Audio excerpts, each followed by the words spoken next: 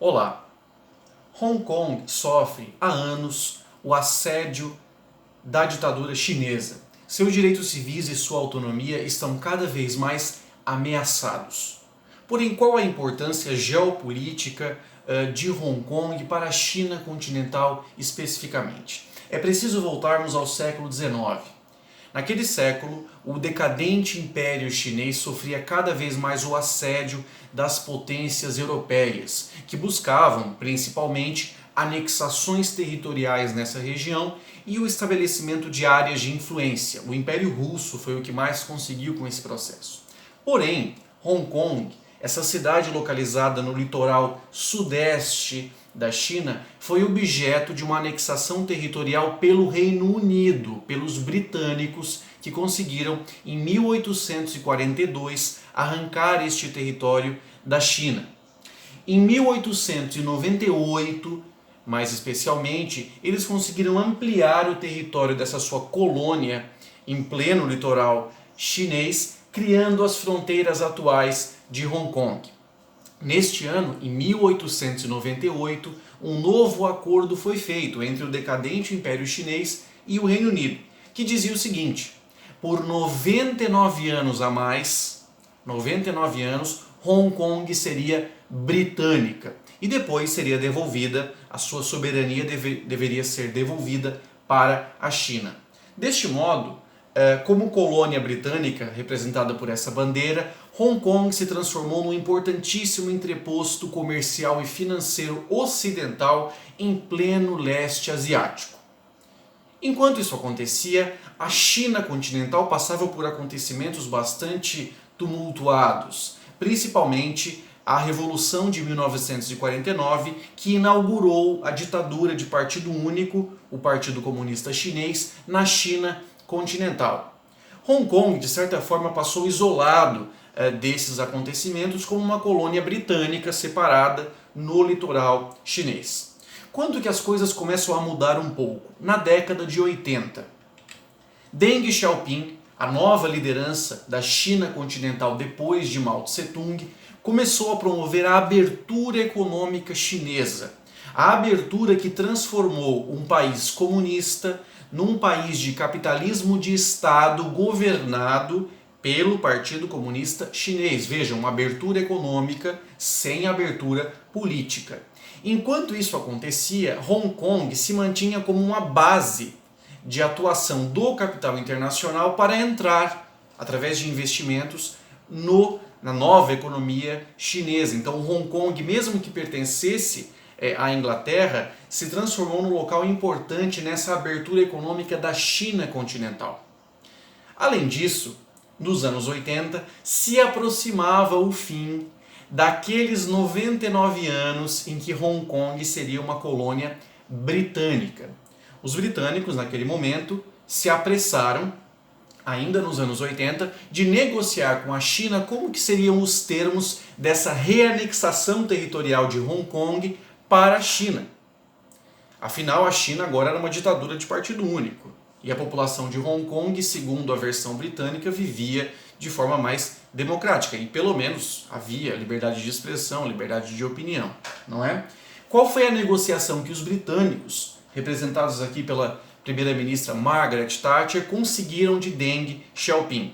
É o chamado termo, um país, dois sistemas. Segundo o que foi acordado com os chineses, Hong Kong manteria sua liberdade no legislativo, no judiciário, no executivo, manteria suas próprias leis com autonomia, e a China caberia apenas a política externa, a defesa e a emissão de moedas. Então Hong Kong, quando fosse reanexado à China, teria a sua autonomia, seria uma região administrativa especial, que aconteceria em 1997. Porém, antes disso acontecer, entre as negociações e a reanexação, alguns acontecimentos mostraram muito bem as características dessa China em abertura para o mundo.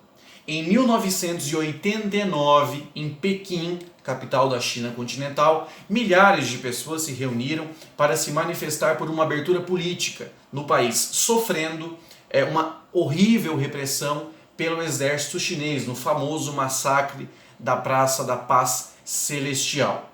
Como reação a isso, o próprio governo britânico tentou transformar nos seus últimos anos em Hong Kong essa pequena colônia em algo parecido com uma democracia, trazendo para a população de Hong Kong instituições representativas, dando esse gosto para a população de Hong Kong, que de qualquer jeito foi reanexada em 1997 para a China continental.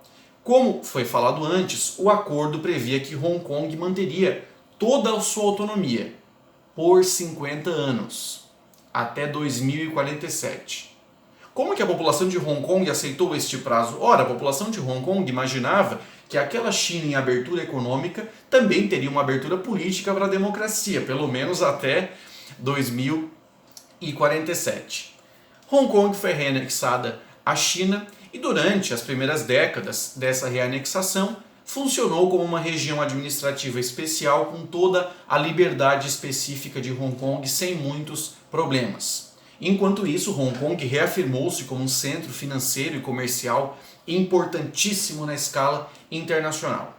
Quando que as coisas começam a ficar um pouco mais tensas?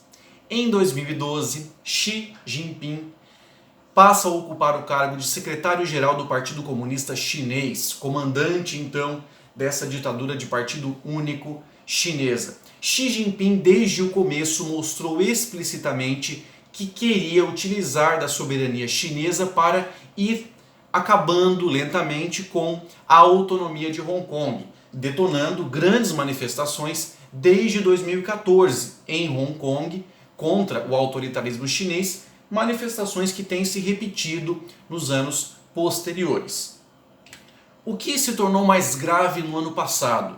O governo da China mostrou o seu objetivo de aprovar uma nova lei de segurança que feria completamente a autonomia de Hong Kong, dizendo que as pessoas de Hong Kong, quando cometessem algum crime, iam ser julgadas pelo judiciário da China continental e não mais o judiciário específico de Hong Kong.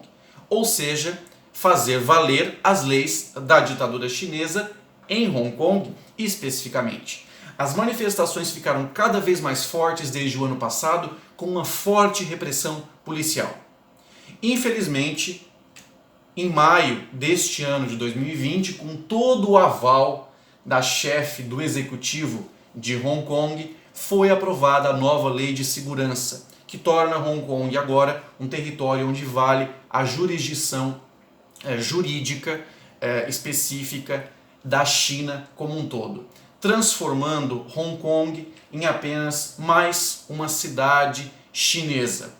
Hong Kong, hoje representado por esta bandeira, está sofrendo de novo um massacre. Não como o massacre da Praça da Paz Celestial de 1989 em Pequim, mas um massacre das liberdades civis de Hong Kong. Toda a população, a partir de agora, que emitir opiniões que não sejam condizentes com o que o Estado chinês de partido único imagina, será punida. Obrigado.